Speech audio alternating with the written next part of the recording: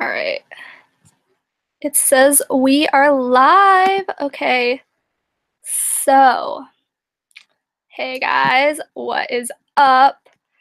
It is currently 12:11 a.m. and I just got back home from seeing Bright Star. Here is my program. And yeah, I don't think there's anybody on right now, but I decided to live stream this because A, no editing, and B, I got criticized for like not doing a review right when I get home, but it is 12 a.m. right now. So anyways, so I saw Bright Star. Overall, amazing. And I went into it like not knowing anything, like literally nothing. And I was shocked. I laughed. I cried. It was a wild time of emotions. And yeah, so we're going to start with the plot line because the plot line is always the most important thing to me when I watch a movie, a TV show, a musical, a play, like anything. Why is my laptop falling? Okay, well, there's one viewer. Hi, how are you? I don't know how to answer comments or anything. But hi, hello. Anyways, so the plot line. So it opens the stage. There's a band on stage, and I mentioned this in the other review that he criticized me on, but like most plays like use an orchestra pit. Okay. There was the band on stage, and it was like in a house, like it was an open house. Like it was a house with like just the bars, like it didn't have walls or anything. So the band like stayed in there, and then Carmen Cusack, who's the main character, Alice Murphy, I think. Yeah, that's her name. I have the program here. I should have it open to the page. I've never live streamed before. Wow. Okay, this is lots of pressure. Anyways, so yeah, Alice Murphy, main character, or one of the main characters. So it opens with her, and she sings the song "If You Knew My Story," and like I had no idea like what that was about. It's like you open the play and like you don't know, but yeah, it opens with that, and then it goes into the scene where Billy Kane, he's coming back from the war, and he comes home to his dad, and his dad is there, and then this girl Margot, who we find out later that she has known him for like a really long time, since he was 6 years old. And so she's there like dropping off a book. And so he comes home and he's like, "Hey dad," and then he's like, "Where's mom?" And he like runs around looking for mom, and then his dad is like, "Son, I have to tell you something." And so it's just like it just starts off like a wild roller coaster of emotions because his mom is dead. Like this is how the play starts, you guys. Like his mom is dead, and so then they sing a song that's called "She's Gone" about his mom, and then the scene like transitions, and then there's this angel gravestone, and they're still singing, and then Billy is like talking up into the air like to his mom, and he's like, "I'm so sorry that dad put an angel like headstone on your grave. Like I know you would have hated that." And so then like I was already crying, you know, like it's just a wild roller coaster of emotions. Anyways, we go to that, and then they sing the title song called Bright Star. And yeah. And then there's the transition, and so the stage has it set up. It's like these bars, and then like the two sides act as like doors to different places in the play, and then on the top, like across the ceiling, it's a train track. So it has like this little toy train, and it like goes across the top of the stage, and it's so cute. Like I just stared at that thing. I was like, "Oh my god, there's a little train!" And then you don't really find out the significance until like a little bit later. And so Billy Kane's goal is to be a published writer, and he sends like Margot his writing to like proofread and stuff, and then he is home for like, I don't know, what feels like 2 minutes, and then he's already off to Asheville, which is where the Asheville like journal is, and that's where Alice Murphy works. And so he comes and he's like, here are my stories, like read them and publish them. And so then she reads them and she's like, I'm not going to publish them, but here's $10. And apparently $10 was like a lot of money in 1945 to 1946. $10, guys. Ooh, rich. Anyways, so then he like proofreads more writing and whatnot. And then, hi Fluffy, what you doing? Anyways, sorry, distractions. So then Alice Murphy has 2 people that work for her, Lucy and Daryl. And Lucy they both want to go to this bar. They call it like, it's called the Silver Penny. And then, oh, 2 viewers! Hi, guys! Well, I don't know, I'm so excited. I don't know, can I see your comments somewhere? I don't know. Anyways, 1 viewer, why'd you leave? Okay. Anyways, where was I?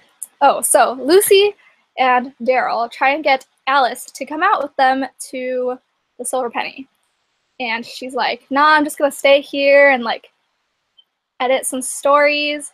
And then Lucy is like, oh, you weren't like always this, whatever the word is.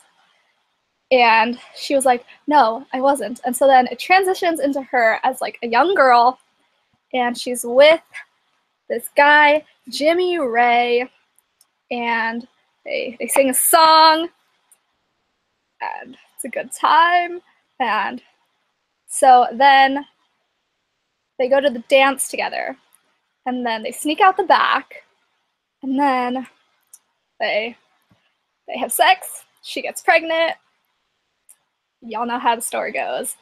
Anyways, so she gets pregnant, and they're like really religious. I think her dad is like a pastor or a reverend or something like that. So it's like a really big sin to like, you know, have a child out of wedlock. And so they send her off to this cabin in the woods. Oh, I lost a viewer. That's cool. Anyways, so they send her out to this cabin in the woods, and she has a child. And then Jimmy Ray's dad comes over with Stanford, who is like his assistant or whatever. And then he's like, here's some adoption papers, like sign this. Like they just tear away the child from her.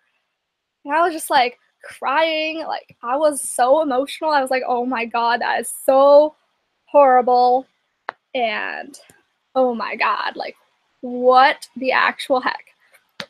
Anyways, so they tear the child away.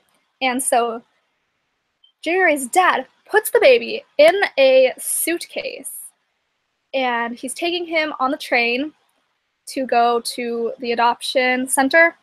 And so instead of going to the adoption center, he takes the bag with the baby and flings it out of the train. There's the significance of the train. He flings it out of the train, and I was like sitting there like, oh my god, he's gonna kill it, he's gonna kill it. And I was like, like I was so emotional. I'm still so emotional like thinking about it, like, oh my god. And so then that's the end of the first act. And the second act begins, and Alice and her mom are waiting at the train station, and Alice is going off to college to Chapel Hill, I'm guessing the University of North Carolina, and they sing "The Sun Is Gonna Shine" and whatnot. And then she has a scholarship to go to this university, and we learn later that Jimmy Ray's dad sponsored the scholarship to get Alice out of town because, you know, he committed this act of horror. And so she goes off to college and yada, yada, yada. And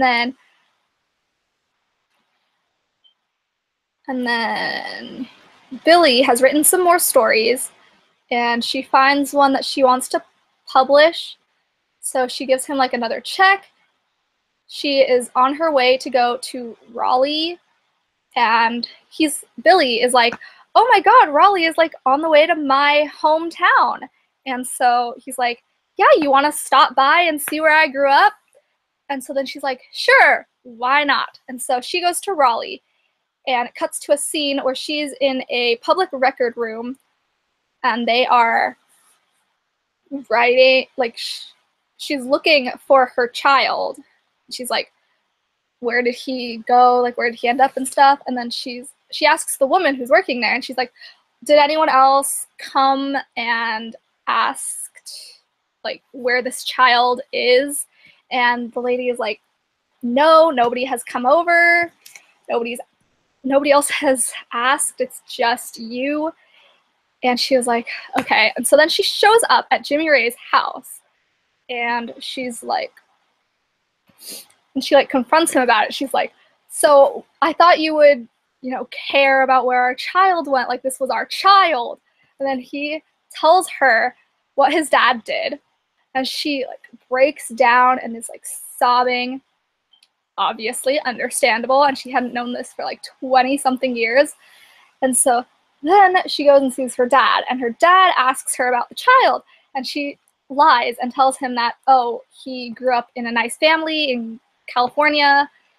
And he was like, oh, I knew it. I knew this was best for me, because he was feeling guilty about the decision. And he was like, that was the worst decision. I'm sure that was the worst day of your life. I have so much shame from doing that to you. And he like feels really bad. And so she lies to him and says that the child is fine and had a good life and whatnot. And so then she and Billy show up at Billy's house, and he introduces Alice to his dad, and he's like, hey, this is Alice. This is the woman who's publishing my stories. And then the dad's like, hi, how are you? You know, pleasantries. And then his dad's like, oh, there's a bunch of stuff. You should pack it up and take it with you to your new place. And so he's like, sure. And so they start like packing up stuff. And so they bring out that suitcase that the kid was thrown out of. And so it's sitting there. And then he brings out the little, the little sweater that he was wearing as a little child. And Alice recognizes it. She's like, I recognize this sweater. I made this sweater. And I recognize that suitcase. And so, like, everybody's freaking out at this point. And then the dad comes clean about how he got Billy. And the dad was, like, I don't know, doing something with frogs, like catching frogs or something. And then the train goes by, and he like loses track of the frog, and then he hears a baby crying, and he finds the suitcase, and then he brings it home and raises the kid, and, you know, all that stuff. And so then we find out that, and so they all freak out, and then cuts to another scene where Alice and Jimmy Ray are like super happy, and they like hug, and they're like, found my child, you know. And then Billy comes back, and he is like, I'm gonna marry Margot, who's the girl he's known for like years. And then Jimmy Ray proposes to Alice, and so now they're both gonna get married and like happily ever after, you know.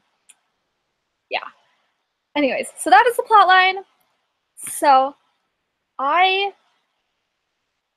mean, I guess the plotline is predictable. I don't really like to use the word predictable because I'm not really great at predicting stuff.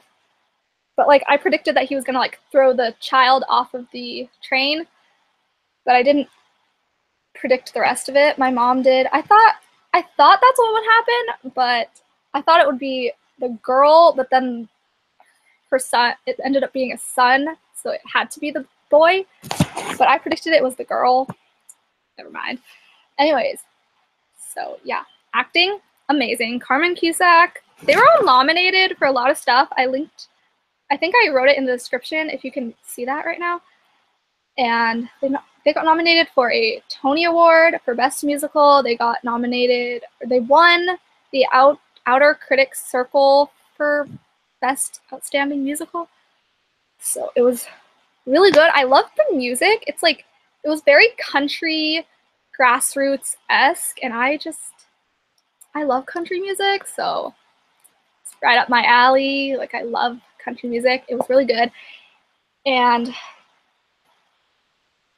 yeah, and the sets were like pretty basic. They used a lot of smoke when they were doing the like frog scene to like make it like a swamp, but there wasn't a ton of like boom boom boom lights and everything. Like the train thing was like a nice touch, and I really liked it because it was cute and you could see the train like going across the screen, not the screen, what am I saying, across the stage on top. It was super cute, and all the sets moved. So like Margot worked in a bookstore, so all the bookshelves like moved around and everything, and that was really cool. And then the house where the band played like moved around a lot and moved like from stage left to stage right to center and all of this stuff, and it moved a lot.